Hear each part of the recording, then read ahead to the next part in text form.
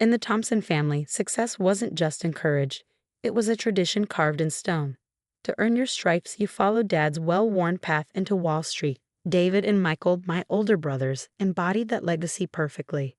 They wore power suits and earned millions as investment bankers, while I, the youngest and the odd one out, preferred hoodies and hunched over lines of code in my basement.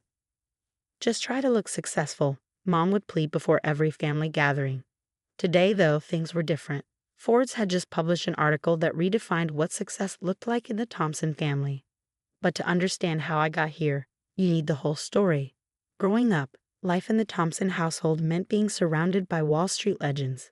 My father, Richard Thompson, wasn't just another banker. He was the man who foresaw the 2008 crash 6 months before it hit and made his clients billions in the aftermath.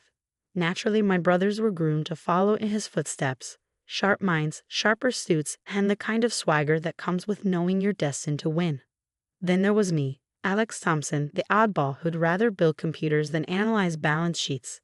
He's going through a phase, Dad would assure his friends at the country club whenever they saw me buried in my laptop instead of holding a golf club. Once he sees what real success looks like, he'll come around. Except I didn't. While David and Michael spent their summers interning at top banks, I taught myself Python and JavaScript, sketching out dreams of creating something meaningful. My room became a tangled mess of wires, circuit boards, and coding books. Mom hated it. Alexandra, she'd say, using my full name whenever she was most disappointed, there's a trust fund waiting for you. All you need to do is follow the plan your father designed. Why make life harder for yourself? Ah, yes, the trust fund. Each of us had one, a golden prize waiting at the end of a 5-year stint at a top-tier investment bank. David got his at 27. Michael followed at 28. Mine, however, remained untouched, a shiny incentive I refused to chase. Instead, I took out loans to study computer science at MIT. While my brothers were climbing the corporate ladder, I was knee-deep in algorithms, building something that felt like it could actually matter. That something was Quantum Shield. It started as a college project, born from a simple idea. What if we could make quantum encryption affordable for small businesses? Everyone was focused on protecting massive corporations from future quantum threats. But no one seemed to care about smaller players who couldn't afford cutting-edge security. I saw an opportunity and seized it. During my junior year, I worked late into the night, fueled by cheap coffee and instant noodles. My classmates thought I was crazy when I turned down a lucrative internship at Dad's firm to keep working on my project. You're throwing away your future, Dad said during a heated phone call. Thompson men belong in finance. Not this one, I replied before hanging up and returning to my code. Things reached a boiling point at Christmas dinner 3 years ago. David had just made partner at Goldman and Michael had closed a record-setting merger deal. Naturally, Mom wanted to celebrate at the country club, inviting half of Wall Street to gloat. I showed up in my usual attire, jeans, a hoodie, and my laptop bag slung over my shoulder.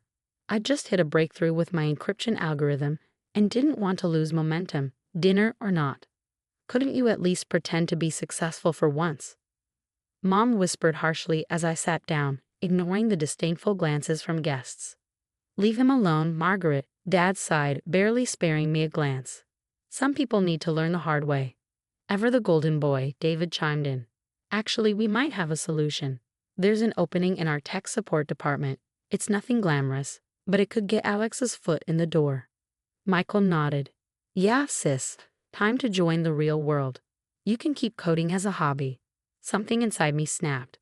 I scanned the table, taking in my brother's smug grins, Dad's Rolex gleaming in the soft light, and Mom's hopeful expression. I don't need your petty job, I said, standing. I'm building something that's going to change the world of cybersecurity. The room went silent, then erupted in laughter. Cybersecurity? Michael snorted. Big banks already dominate that space. What could you possibly offer that Goldman's tech team hasn't already thought of? I wanted to explain Quantum Shield, to tell them about the breakthrough approach I'd developed, but Dad waved me off dismissively. Enough, Alexandra. You're embarrassing yourself. Either get serious about your future or stop coming to these events. I met his gaze and calmly replied, I am serious about my future. It just doesn't look like the one you imagined. Then I walked out, leaving their judgmental stares behind. That night, back in my tiny basement apartment, I made a promise to myself. I would succeed, not by following their blueprint, but by creating my own. Unbeknownst to them, I'd already secured my first client, a small local bank willing to test my quantum encryption software. They found me through a tech forum where I'd been sharing my research. The next 6 months were a whirlwind of coding and coffee-fueled nights. Eventually, I brought on two brilliant developers from MIT who shared my vision. Our operation grew from a cramped basement into something real, something worth fighting for. The turning point came when a tech blog featured us in an article about revolutionizing cybersecurity for small businesses. Within days, our inbox overflowed with inquiries from companies eager to learn more. That's when the venture capitalists came knocking. The first venture capital meeting felt surreal. There I was, pitching Quantum Shield to a room full of seasoned investors, dressed in the only decent outfit I owned, a thrift store blazer and mismatched pants. But once I began explaining the technology, nerves faded away, replaced by confidence. So, you're telling me you've developed a way to make quantum encryption accessible to small businesses? Sarah Chen, a partner at Aurora Ventures, asked. Her sharp eyes stayed locked on me as I walked them through the technical specs. Not just accessible, practical and affordable, I said, pulling up our latest test results. Our clients are seeing 99.99% security efficacy at a fraction of the cost of traditional solutions. The room buzzed with low murmurs. I could see the gears turning as they calculated the market potential. Small and medium-sized businesses made up over 90% of global companies. Sooner or later, all of them would need protection against quantum threats. Sarah leaned forward. What's your valuation? I named a number that made my heart pound, $50 million. It was bold, maybe reckless, but I knew the value of what we built. She didn't flinch. We're in, $20 million for 25% equity. Just like that, everything changed. Within weeks, we moved out of my basement and into a real office downtown. The team expanded from 3 to 30, then 50. Each new hire was someone who shared our vision, making cutting-edge quantum security available to everyone, not just corporate giants. The growth was staggering. Every month, more clients signed on: regional banks, healthcare providers, law firms, anyone who needed serious protection without breaking the bank. Word spread fast. Soon, Quantum Shield was making waves in the tech world. It didn't take long for news to reach my family. Michael called first. "So little sis," he said, trying to sound casual. "Heard you've been stirring things up in tech. Why didn't you tell us?" I leaned back in my office chair, gazing out at the Boston skyline. "Would you have listened?" He chuckled, but it lacked warmth. "Come on, Alex. We're family. Look, some of my clients are interested in your encryption solution. Maybe we could collaborate. I can introduce you to some big players." "You mean like that foot in the door tech support job you offered?" I couldn't resist twisting the knife a little. Awkward silence. Then, in a strained voice, he said, "That was different. We didn't know what you were working on back then. But now, Dad's hosting his annual investor dinner next week. You should come, show everyone what you've built." I almost said no, almost.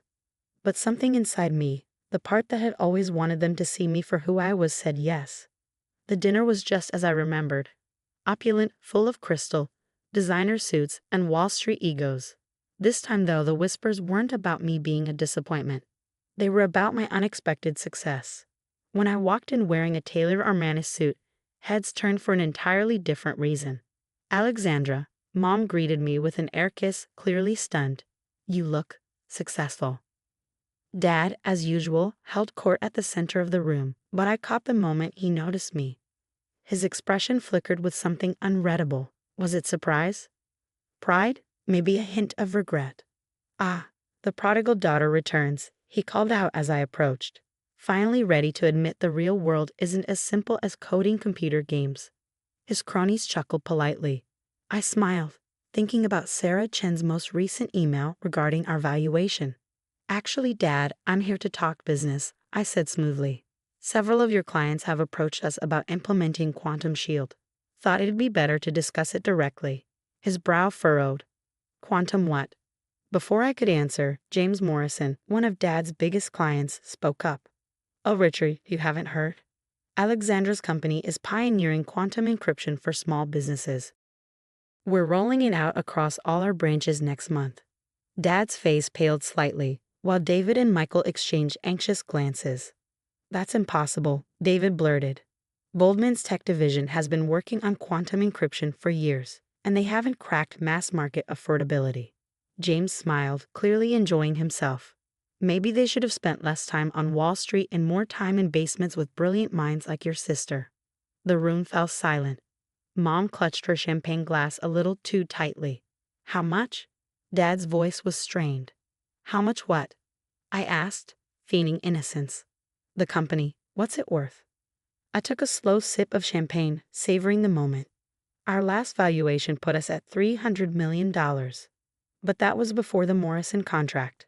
Sarah Chin thinks we'll hit $500 million by the end of the quarter. Mom's champagne flute slipped from her hand, shattering on the floor. No one moved to clean it up. Sarah Chen, Michael asked, his voice cracking. From Aurora Ventures. She turned down our tech fund 3 times. She has high standards, I replied with a shrug. Dad's face turned a deep shade of red. Why wasn't I informed? I could have helped, made introductions, guided you. You mean like offering me a job in tech support? Or guiding me by dismissing my work as a waste of time? Or introducing me to people by telling me to stop embarrassing the family? The silence was deafening, but I wasn't done. You know what's ironic? All those years you spent teaching David and Michael about market gaps and seizing opportunities, I was the one who listened. I saw a gap in quantum encryption and filled it. I seized an opportunity everyone else missed. I did exactly what you always preach about success. I set my glass down with a soft clink. I just didn't do it your way. The morning after the dinner, my phone was flooded with notifications. Someone at the party had leaked our valuation to TechCrunch, and their article had gone viral. Wall Street family's failure builds $500 million tech empire. I was at my desk, scrolling through the press coverage when the door to my office flew open. David stormed in without so much as a knock, looking disheveled, tie loosened, hair slightly mussed. Not the polished Goldman partner I was used to seeing. We need to talk, he said, dropping into the chair across from me. About what? About getting in on this. He pulled a folder from his briefcase and slid it toward me. I've drafted some proposals. Michael and I could help take Quantum Shield public. With our connections. Stop, I interrupted, holding up a hand. David, when was the last time you even asked what Quantum Shield does? He blinked, clearly caught off guard. It's encryption software, right? For small businesses. That's like saying Goldman Sachs is just a bank. Technically true, but missing the entire point. I turned my laptop around and pulled up our latest project. We're not just protecting data. We're revolutionizing how small businesses defend themselves in the quantum age. Every algorithm, every line of code has been designed to make unbreakable encryption accessible to everyone, not just corporate giants. But with our help, you still don't get it, I sighed, closing the laptop. I don't need your help, David. More importantly, I don't want it. This company succeeded because it's not a Thompson venture. He leaned back, silent for a moment, then said quietly, Dad's furious, you know. He thinks you've betrayed the family legacy. I laughed, a sharp edge to the sound. The family legacy of making rich people even richer? I'm protecting small businesses from quantum competing threats. I'm helping local banks secure their customers' life savings. That's a legacy I'm proud to build. David stared at me for a long moment before standing. You've changed, he said, almost grudgingly. But maybe that's not a bad thing. He left without another word, but there was something different in his expression. Understanding, maybe, or respect. It was hard to tell with my brothers. The next few weeks were a whirlwind. Major tech outlets clamored for interviews and investment offers flooded in. But the biggest shock came when the White House's cybersecurity team reached out to discuss implementing Quantum Shield for government-contracted small businesses. That's when Dad finally broke his silence. He showed up at my office unannounced, looking older than I remembered. Gone was the commanding figure who had once filled every room with his presence. Now, he seemed uncertain. Your mother showed me the Forbes article, he said, settling into the same chair David had occupied weeks earlier. And I've been thinking about what you said at the dinner. About spotting market gaps and seizing opportunities. He picked up one of the awards on my desk, Innovator of the Year from MIT Technology Review.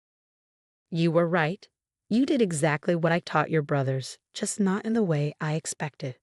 I said nothing, waiting for him to continue. I spent so long convinced there was only one path to success, my path. I couldn't see that you were blazing your own better one. He set the award down carefully. I was wrong, Alexandra, and I'm sorry. The words hung in the air, years of expectations and disappointments crystallizing into this moment. You know, I said finally, we've developed a new feature that could modernize some of your clients' security systems. If you're interested, I could walk you through it. A small smile tugged at his lips. I'd like that. We spent the next hour discussing business, technology, and the future. For the first time, he listened without interrupting or trying to steer the conversation. I outlined Quantum Shield's vision, and he actually understood. Last week, we went public. The IPO exceeded all expectations, pushing our valuation well beyond $500 million. As I rang the NASDAQ opening bell, I scanned the crowd. There was my team, the brilliant minds who believed in this vision from the start. Sarah Chen, beaming with pride at her investment success. And in the front row, my family, Mom wiping away tears, David and Michael grinning like kids, and Dad recording everything on his phone, his free hand giving me a thumbs up. Later, at the celebration dinner, ironically held at the same country club where my dreams were once mocked, Michael pulled me aside. Remember when I offered you that tech support job? He asked, shaking his head. God, I was such an idiot. Yes, you were, I replied with a smirk.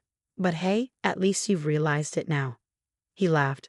Seriously though, what you've built, it's incredible. You proved us all wrong. Mom was glowing, proudly showing off magazine covers featuring her brilliant daughter. Even David had started learning to code just to better understand what his sister's company did. As for Dad, last month he gave a commencement speech at his alma mater. His topic, Innovation Beyond Boundaries, Why the Next Generation Needs to Think Differently. This morning, I sat in my office staring at an old photo from that Christmas dinner when I walked out. Next to it lay today's Wall Street Journal with the headline, Quantum Shield Revolutionizes Small Business Security, How One Woman's Vision Changed the Industry. The trust fund Dad set up for me years ago, still untouched. Some might call that crazy, given its worth. But I prefer the fortune I built myself, the one that came from believing in my vision when no one else did. They say success is the best revenge, but I've learned it's not about revenge. It's about proving to yourself that your dreams were valid, your path was right, and that sometimes the biggest risk is not taking one at all. When young entrepreneurs ask for advice, I tell them what I wish I'd heard. Success doesn't look the same for everyone. Find your own path, believe in your vision, and don't let anyone, not even family, define what you can achieve. As for being the family's biggest failure, turns out failure is just success waiting for the right time to be understood. And understanding, like success, comes to those who work for it.